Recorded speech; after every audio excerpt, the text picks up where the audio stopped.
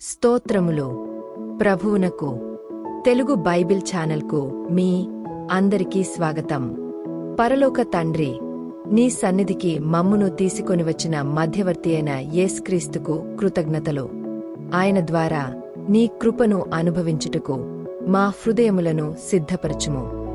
భయముతో కాక విశ్వాసముతో నీ సమీపమునకు రానిచ్చుము. యేసు నామమున ప్రార్థించుచున్నాము, ఆమేన్. కీర్తనల గ్రంథము 83వ అధ్యాయం 11వ వచనం నుండి 18వ వచనాల వరకు. ఓరేబు జేయేబు అనువారికి నీవు చేసినట్లు వారి ప్రధానులకును చేయుము. జెబహు సల్మున్నా అనువారికి చేసినట్లు వారి సకల రాజులకును చేయుము. దేవుని నివాసస్థలములను మనము ఆక్రమించుకొందమని వారు చెప్పుకొనుచున్నారు. నా దేవా, సుడి తిరుగు ధూళివలెను, గాలి ఎదుటి వగుడాకులవలెను వారిని చేయుము. అగ్ని అడవిని కాల్చునట్లు, కారుచిచ్చు కొండలను తగుల పెట్టునట్లు నీ తుపాను చేత వారిని తరుముము. నీ సుడిగాలిచేత వారికి భీతి పుట్టించుము. యెహోవా, వారు నీ నామమును వెదకునట్లు వారికి పూర్ణావమానము కలుగజేయుము. వారు నిత్యము సిగ్గుపడి భీతి నొందుదురుగాక. వారు భ్రమసి నశించుదురుగాక. యెహోవా అను నామము ధరించిన నీవు మాత్రమే సర్వలోకములో మహోన్నతుడవని వారెరుగుదురుగాక. పాత నిబంధన నిర్గమకాండము 24వ అధ్యాయం 12వ వచనం నుండి 18వ వచనాల వరకు. అప్పుడు యెహోవా మోషేతో ఇట్లనెను, నీవు కొండ ఎక్కి నా యొద్దకు వచ్చి అచ్చటనుండుము. నీవు వారికి బోధించునట్లు నేను వ్రాసిన ఆజ్ఞలను, ధర్మశాస్త్రమును, రాతిపలకలను నీకిచ్చెదనగా. మోషేయు అతని పరిచారకుడైన యెహోషువయు లేచిరి. మోషే దేవుని కొండమీదికి ఎక్కెను. అతడు పెద్దలను చూచి, మేము మీ యొద్దకు వచ్చువరకు ఇక్కడనే యుండుడి. ఇదిగో, అహరోనును హూరును మీతో ఉన్నారు. ఎవనికైనను వ్యాజ్యమున్నేడల వారి యొద్దకు వెళ్లవచ్చునని వారితో చెప్పెను.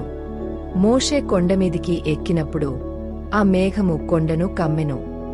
యెహోవా మహిమ సీనాయి కొండమీద నిలిచెను. మేఘము 6 దినములు దాని కమ్ముకొనెను. 7వ దినమున ఆయన ఆ మేఘములో నుండి మోషేను పిలిచినప్పుడు యెహోవా మహిమ ఆ కొండ శిఖరము మీద దహించు అగ్నివలె ఇశ్రాయేలీయుల కన్నులకు కనబడెను. అప్పుడు మోషే ఆ మేఘములో ప్రవేశించి కొండమీదికి ఎక్కెను.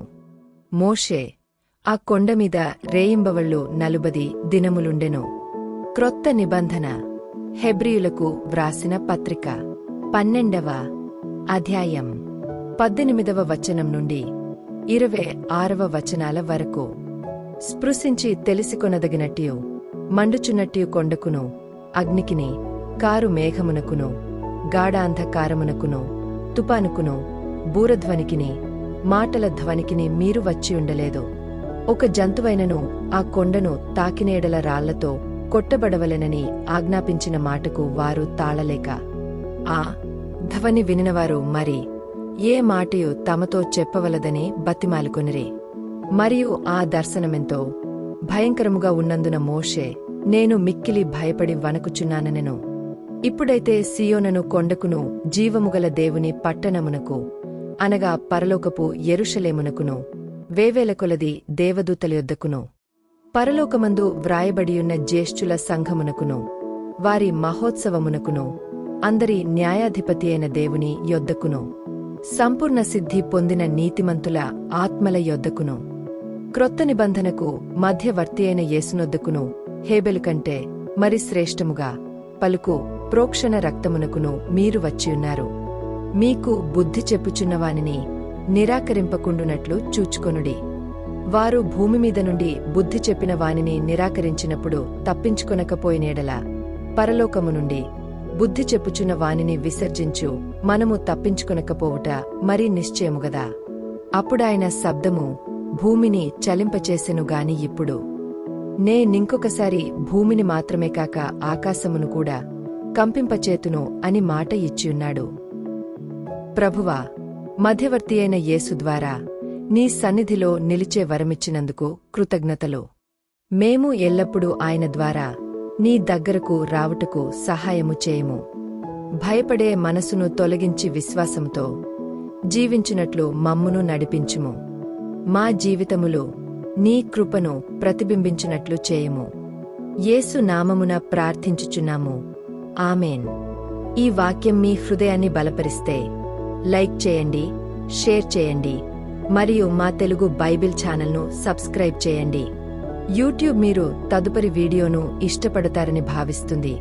దయచేసి చూడండి మరియు మీ ప్రార్థన అభ్యర్థనను మాతో పంచుకోండి.